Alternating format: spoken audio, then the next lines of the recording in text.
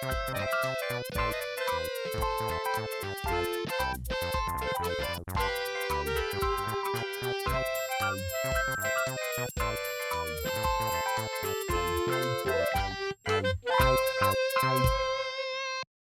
back to Goldwynn Dinner Club. I'm Grif. I'm Parker.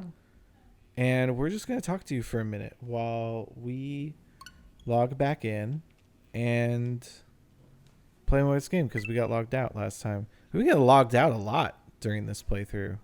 I don't know, man. It's just, it's powerful. It's a very powerful playthrough. It's very palpable. Can the internet be used up? You know how, like, with the utilities, like, if people are using too much water, we're going to run low on water. Like, if too many people are using the internet, can we run low on internet? that is the concept of bandwidth, right? That there's only so much of it. Well, like, on your own network, right? But, like, can my internet get slower if my neighbor uses too much internet? I genuinely don't know enough about this subject to make an informed. I'm not even going to make a joke answer because that's that's enough of a serious. It's dangerous. Question. It's dangerous misinformation. Making joke answers in this day and age, people will be like, "That's true," and then start a cult around it. So yeah, just never be funny. If you're gonna start a cult around something, start a cult around something real, like me, and that I'm a genie. Okay, but I want to be clear that I'm never going to join it, and I'm certainly not gonna help you do anything illegal. No, I'm gonna stop by for my cut of whatever money's being made. Okay. Like, very profitable business. Are you willing to discuss like a 70-30 situation? In that I get both of those, yeah. I'll get 70 and 30%. That leaves you with enough. I'm not going to make a free cult for you. I need to get. Okay. Oh, you're not making the cult. The cult makes itself. Oh, okay. Oh, I just naturally assumed I'd be running it. Okay, now that we got the hook shot, I could get over here, right? So now you think very highly of yourself. I think. You think you could just run my cult? I don't know. I just kind of assumed that you'd want me involved as a friend. This is kind of a prestigious cult, Parker. Like, I don't know if you're really like the right fit. I don't know if you're the guy. You know what I'm saying? Is there something up here? Yeah, dude. Oh, is this how you get to Death Mountain? No. Oh. This is how you get a delicious treat. Is it really going to be a delicious treat? I'm so it's probably just a hungry. Heart piece. You can eat. I was gonna make jam today. Yeah, are you a jam guy? You like making jams? I've never done it. You like preserving? I'm gonna try to do something new.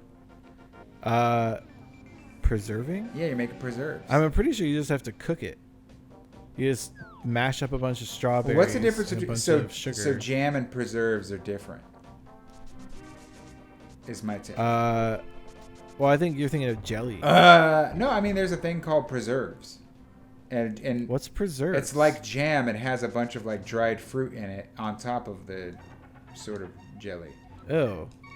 No, I don't want any of that. I want to make a peanut butter and jelly sandwich from scratch. Oh. I'm going to make some bread. I'm going to use, is it pronounced challah or challah?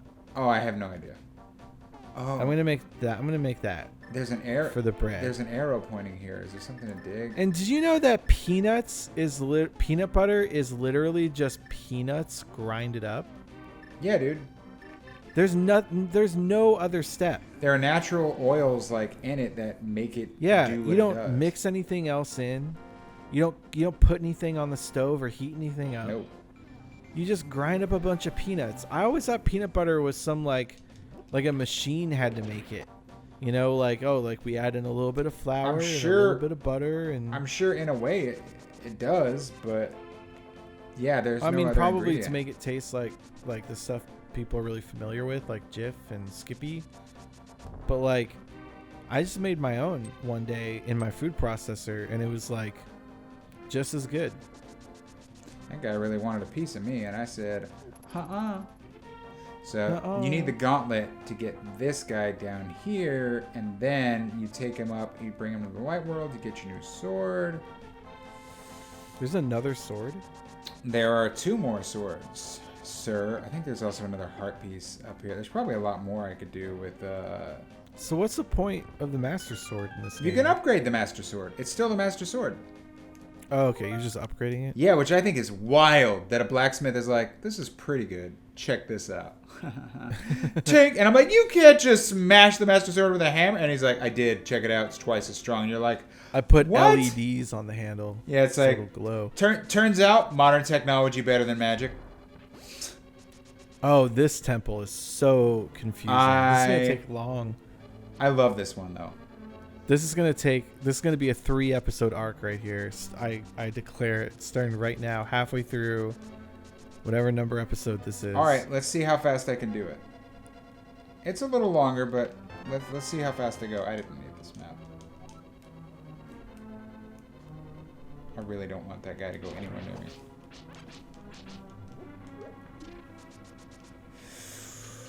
Now I'm just concentrating, which is the death of this show whenever I have to, like, think. It's okay to concentrate. I'll talk about something. Okay, go. So, did you ever play Flintstones Treasure Sierra Mad Rock on the Super Nintendo? Definitely not. I think I talked about this one time in another episode. But that game was so cruel. The way that the overworld map worked, it was like a typical like overworld and then levels type situation. And to move around in the overworld, you had to roll a dice, and you'd get anywhere between 0 and 3, and that's how many spaces you had to move on the overworld. So you'd end up like landing on levels you'd already beaten. But the worst part was in the overworld, after you rolled the dice, Betty and Wilma would take one step closer to you. Right. And depending on if you were Fred or Barney, whichever one caught up to you, they would drag you all the way back to the beginning of the world. And you can only move by rolling that dice, and sometimes you'd roll a 0 and you just wouldn't get a turn. It's not only unfun, that's deeply problematic. Well, as soon as the girls show up, fun's over, man. Fun's over, man. Now wives are showing up. Literally made me cry. I literally cried because of that game. I was so stressed out. I'm just imagining Tiny Grif crying over friggin' Flintstones. I beat it though. In that same session where it made me cry, I finally beat it. And it was like the weirdest emptiness I've ever felt. Like, I hated this game. Like, I'm not glad I beat this game. This was not fun to play. Oh, do you see the little baby Barn? He's crying. Hey, Fred, he's just a kid. Go easy on him. I'm not going to go easy on him, Barn. I'm going to kill him with this club because I'm a dangerous Neanderthal, Barn, and I'm a murderer. Please don't kill a boy, Fred. I just can't see that. Do you think that if humans hadn't discovered how to cook meat, that there would be like dogs and cats that were as smart as humans? Because this is another you keep asking me questions that I'm like, I am not smart enough to answer that. Because I don't think I'm dumb. Because like humans, but I'm not that our brains started evolving really quickly when we learned how to cook food, because we could get more calories and like it helped our brain development. Yes, it's a nice thought. So like, but if we had not figured that out, if fire had just never become a thing for us, like we probably would have evolved at the same speed as a lot of other species on the planet. And also think about how now cats and dogs actually get cooked food.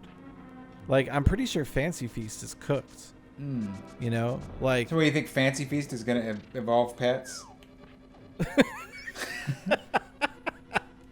Yeah, I kind of do. I'm just trying to draw the... You have cursed this, by the way, because normally I do just fine on this level, and you just, like, you put the friggin... I'm just thinking like cats and dogs and whales and dolphins and mice and anything that is elephants, anything that has like a baseline a brain kind of intelligence pretty close to the level that we were before we start cooking food. Like, I think all those guys are only behind because we learned how to cook our meat. I need them. If dolphins had been cooking their meat this whole time, dolphins would own the ocean. You're making this, and we would be at war with them constantly. We'd be like, oh, the damn dolphins bombed another beach Navy site or something. Oh my god. And I know a lot about war. That was all technical, but I think you understand. This is all highly technical. Okay. We just got the key, and that's been an episode of Goldwynn Dinner Club. We'll see you tomorrow. Woo! See ya.